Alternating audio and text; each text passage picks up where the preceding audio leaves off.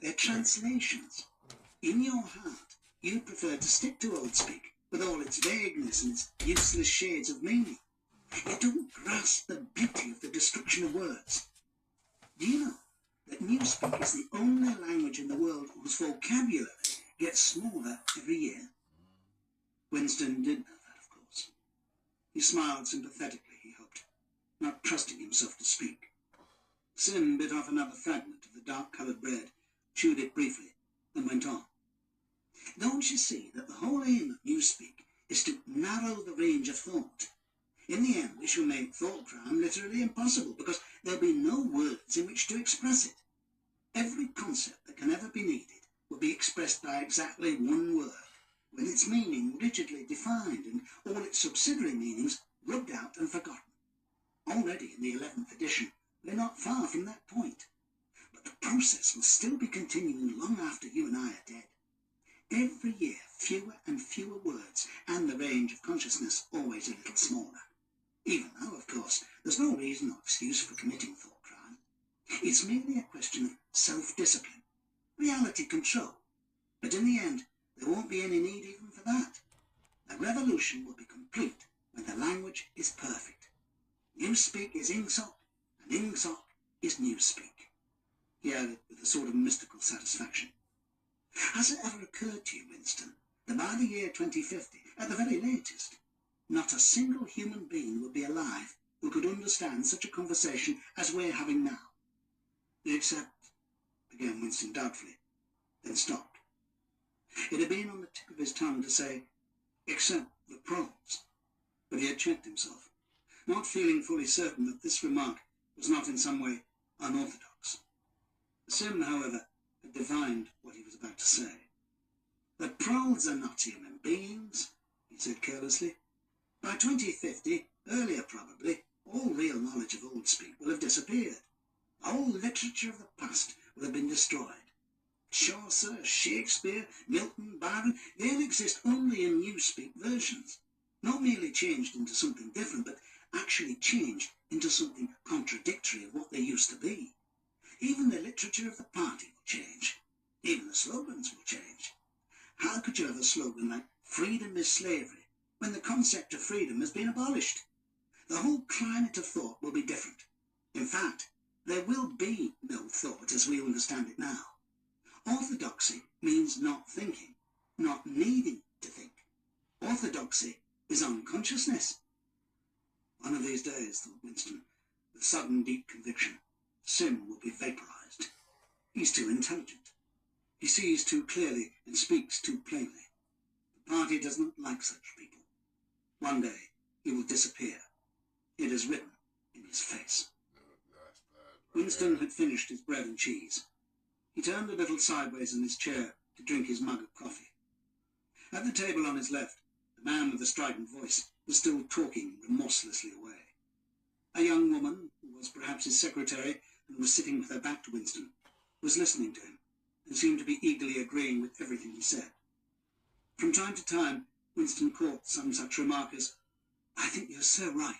I do so agree with you," uttered in a youthful and rather silly feminine voice. But the other voice never stopped for an instant, even when the girl was speaking. Winston knew the man by sight, though he knew no more about him than that he held some important post in the fiction department. He was a man of about 30, with a muscular throat and a large, mobile mouth. His head was thrown back a little, and because of the angle at which he was sitting, his spectacles caught the light and presented to Winston two blank discs instead of eyes. What was slightly horrible was that from the stream of sound that poured out of his mouth, it was almost impossible to distinguish a single word.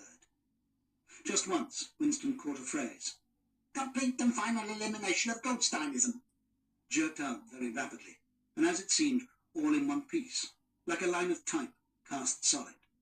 For the rest, it was just a noise, a quack, quack, quacking. And yet, though you could not actually hear what the man was saying, you could not be in any doubt about its general nature. He might be denouncing Goldstein and demanding sterner measures against thought criminals and saboteurs. He might be fulminating against the atrocities of the Eurasian army. He might be praising Big Brother or the heroes on the Malabar front. It made no difference. Whatever it was you could be certain that every word of it was pure orthodoxy, pure Ingsoc. As he watched the eyeless face with the jaw moving rapidly up and down, Winston had a curious feeling that this was not a real human being, but some kind of dummy. It was not the man's brain that was speaking. It was his larynx. The stuff that was coming out of him consisted of words, but it was not a speech in the true sense. It was a noise uttered in unconsciousness, like the cracking of a duck. Sim had fallen silent for a moment, and with the handle of his spoon was tracing patterns in the puddle of stew. A voice from the other table quacked rapidly on, easily audible in spite of the surrounding din. "There's a word in you speak," said Sim. "I don't know whether you know it. Duck speak, to quack like a duck. It's one of those interesting words that have two contradictory meanings.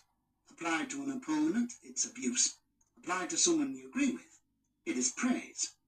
Unquestionably, Sim will be vaporized, Winston thought again. He thought it with a kind of sadness, although well knowing that Sim despised him and slightly disliked him, and was fully capable of denouncing him as a thought criminal if he saw any reason for doing so. There was something subtly wrong with Sim. There was something that he lacked. Discretion, aloofness, a sort of saving stupidity. You could not say that he was unorthodox. He believed in the principles of Ingsoc. He venerated Big Brother. He rejoiced over victories. He hated heretics, not merely with sincerity, but with a sort of restless zeal, an up-to-dateness of information which the ordinary party member did not approach. Yet a faint air of disreputability always clung to him. He said things that would have been better unsaid. He had read too many books. He frequented the Chestnut Tree Cafe, haunt of painters and musicians. There was no law, not even an unwritten law, against frequenting the Chestnut Tree Cafe, yet the place was somehow ill-omened. The old discredited leaders of the party had been used to gather there before they were finally purged. Goldstein himself, it was said, had sometimes been seen there, years and decades ago. Sim's fate was not difficult to foresee, and yet it was a fact that if Sim grasped, even for 3 seconds, the nature of his, Winston's, secret opinions, he would betray him instantly to the thought police. So would anybody else for that matter. But Sim more than most. Zeal was not enough. Orthodoxy was unconsciousness. Sim looked up. "Here comes Parsons," he said. Something in the tone of his voice seemed to add, "That bloody fool." Parsons, Winston's fellow tenant at Victory Mansions, was in fact threading his way across the room, a tubby, middle-sized man with fair hair and a frog-like face. At 35, he was already putting on rolls of fat at neck and waistline, but his movements were brisk and boyish. His whole appearance was that of a little boy grown large, so much so that although he was wearing the regulation overalls, it was almost impossible not to think of him as being dressed in the blue shorts, grey shirt and red neckerchief of the spies. In visualizing him, one saw always a picture of dimpled knees and sleeves rolled back from pudgy forearms. Parsons did, indeed, invariably revert to shorts when a community hike or any other physical activity gave him an excuse for doing so. He greeted them both with a cheery, "Hello, hello," and sat down at the table, giving off an intense smell of sweat. Beads of moisture stood out all over his pink face. His powers of sweating were extraordinary. At the community centre, you could always tell when he'd been playing table tennis by the dampness of the bat handle. Sim had produced a strip of paper on which there was a long column of words, and was studying it with an ink pencil between his fingers. "Look at him, working away in the lunch hour," said Parsons, nudging Winston. "Keen this, eh? What's that you've got there, old boy? Something a bit too Brady for me, I expect. Smith, old boy, I tell you why I'm chasing you. It's that sub you forgot to give me." "Which sub is that?" said Winston, automatically feeling for money. About a quarter of one's salary had to be earmarked for voluntary subscriptions, which were so numerous that it was difficult to keep track of them. "Oh, for Hate Week, you know, the house-to-house fund. I'm treasurer for our block. And we are making an all-out effort, going to put on a tremendous show.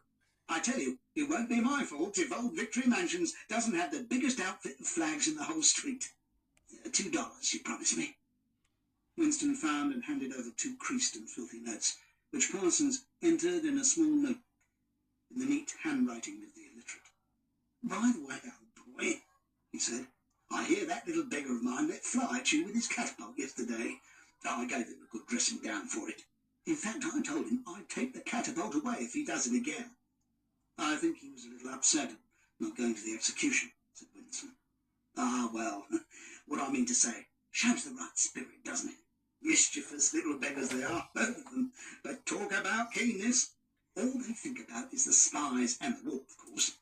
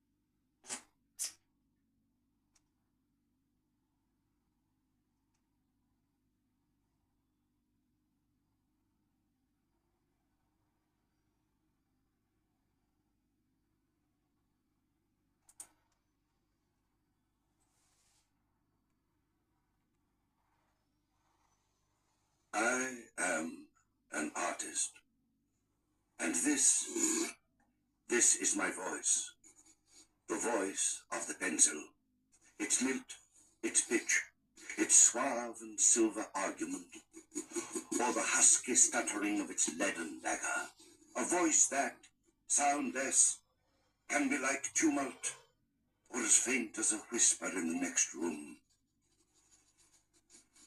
The paper before us will be transformed into a cosmos of such vibrancy as to make the room you sit in like a land of the dead. I will create for you a new world and people it with its native forms and denizens that never were before, yet have their roots in your and my experience.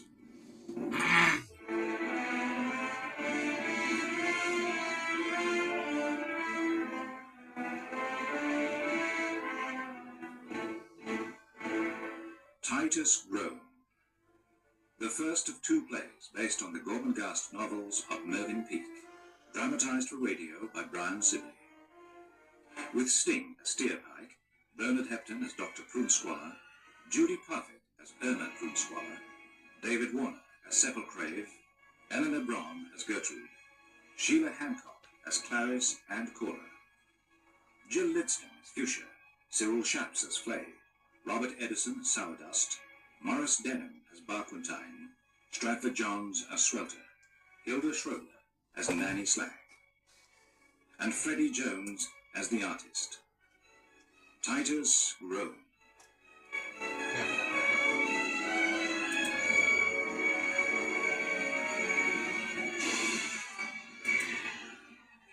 This is Gormenghast.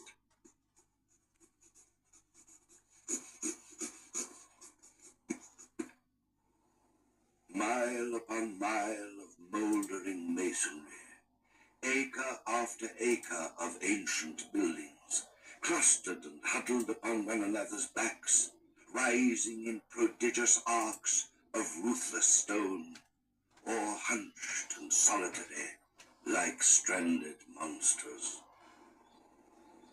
And above it all, Gormenghast Castle, the looming stronghold of time-eaten buttresses, of broken and lofty turrets. And within, a maze of cloisters and corridors, courtyards, vestibules, and stairways. All of them today alive with rumours. Everywhere, passage, archway, cloister, kitchen, dormitory, and hall, alive with speculation.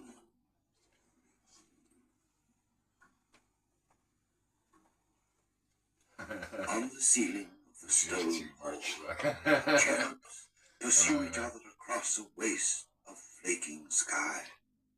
1,000 interweaving their fat limbs among the clouds. Ever on the move, yet never moving. Seated at the long table below the painted welkin, Sepulchrave, 76th Earl of Gormenghast, melancholy lord of half-light. It really is bad, you know. Enter Sourdust, arrayed in crimson sacking, and with great books beneath his arm. I, Sourdust, Lord of the Library, proffer to your lordship the salutations of a dark morning. His face is made of brown paper, punched by some savage hand, before being smoothed out and spread over the tissues. His beard is tied in knots. Well, It is the 9th day of the month. the 9th. A heavy day, the 9th. Always a heavy day. Well, These, my lord, are the immemorial duties set down in the books of the lore of Groom for this day. First is the biannual ritual of the armory cupboard, which you are required to open, and using the ceremonial dagger, you will scratch a half moon on the back of the door. Yes? yes. It will be the 737th such moon. There is no world but here. Nothing that is not Gormenghast. And I am Gormenghast. The sacred rituals must daily be observed. Tradition must be maintained. Diagrams and cross-references must be followed. Routes to be taken, garments to be worn, gestures to be made that will bring us At 2:37 to the pool of God. Have you heard, Sourdust? Have you heard about my son?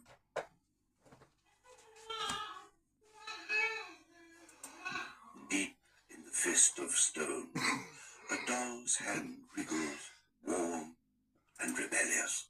Through his tiny entrance enters change. That's enough. That's enough. That's enough for you today, my dear. 76th Countess of Grome, in her bedchamber, full of birds. The dark red, lustrous hair of her enormous head, clustered in thick coils upon the pillows like burning snakes. Her eyes, the pale green that is common among cats. What a bunch of feathered wickedness. A magpie pecks intermittently at a heap of grain upon the palm of her hand. On her shoulder, a stone cat and a huge raven.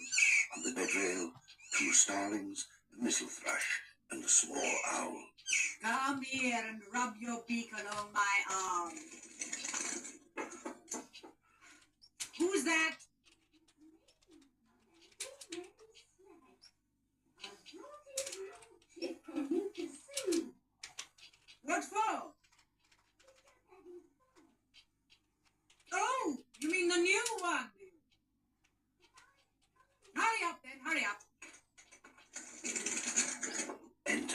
slag, bearing in her arms the heir to the miles of rambling stone and mortar. Where's that doctor? Where's Prune Squalor? Downstairs, taking lunch in the cold room. Squalor! Squalor! Squalor!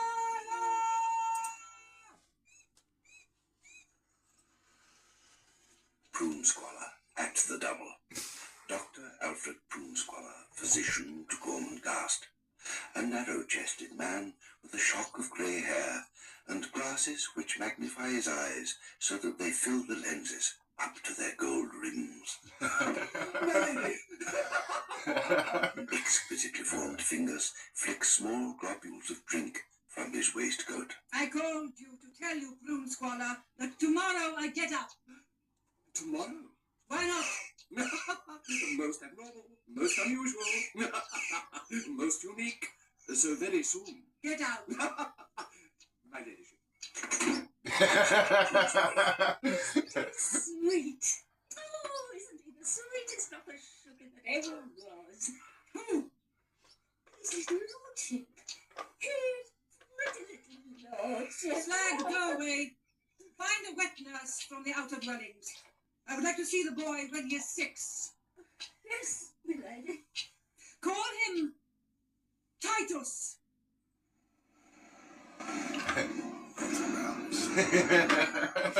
Take them away. 7. Lady Fuchsia, daughter to the House of Groan. There's 7 of them. Fuchsia in her attic, clouded with moths, pollinated with dust, a warm, breathless, timeless region, a zone of moated half-light. 7. 7 clouds, Like naked cherubs. like sucking pigs, Pumpkin bodies. on a sky of slate. Why 7? 7 is for something. Suddenly noticing, far below, in one of the diminished quadrangles, kitchen servants, like ants. What are they doing? Something has happened. Something no one's told me of. Everything has changed. Everything's wrong. Everything. The great kitchen of Gormenghast. A steaming, airless concentration of ghastly heat. Fat, bubbling, stinking, burns in the great ovens. Acid flames leaping from the open doors into the clammy mist. Swelter. Close your ranks, my fairy boys. Abiathar Swelter, chief chef to Gormenghast. Close your ranks, my fellowship. Balancing his huge body with difficulty upon a cask of wine. Come closer in, my affection. Silence, my drippy little joint. Silence, listen to me. To me. Chief Chef of Gormenghast, man and boy, 40 years. There is only one of Swelter's boys who does not cheer. Listen, my flowers of flatulence, my gaseous buds, and I will lift my sweet heart into the rafters and sing you a song. But what is this? Someone's missing from this creamy sea of faces. Where's Steerpike? There he is, sir. A high-shouldered boy with an expressionless mouth, but with eyes dark and hot with hatred. Wanted me? Oh, there you are, my ray of adult sunshine. I shall sing to you, Steerpike. To you, my chorus cattle cat bar. Steerpike ashes. Aye, my precious little lovebird. His eyes protrude like bloodshot bubbles. Aye, His face glistens like a jelly. I am Swelter. Rage of What's it all about? Emerges in his anguish.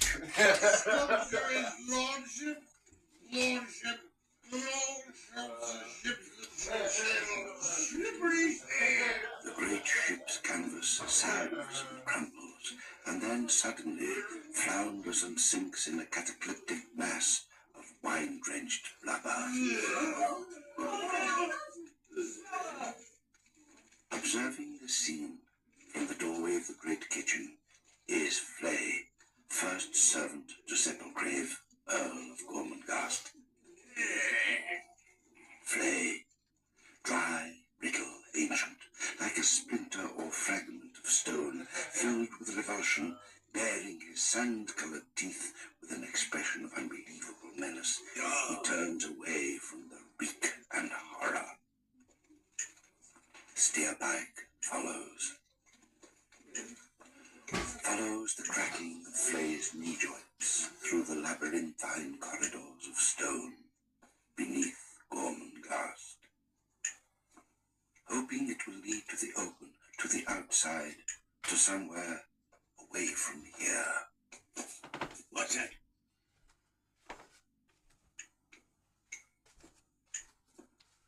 Hey? Man of Swelter's striped rats. What are you doing here? I don't know where I am. I don't want Swelter's boys here, cousin. But I want to be here. Give me daylight.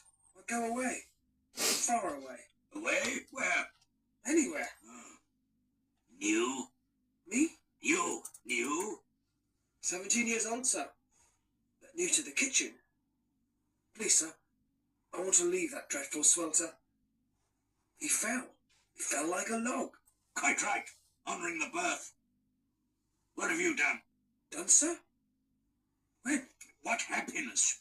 I haven't any happiness. What? No great happiness? Rebellion. Is it rebellion? No. Except against Mr. Swelter. Take this candle. Lead the way.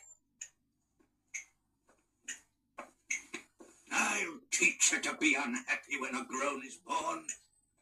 A groan is born? And you mope in the lanes? Show you what it means. A male groan? Don't like him, Swelter, eh? No, sir.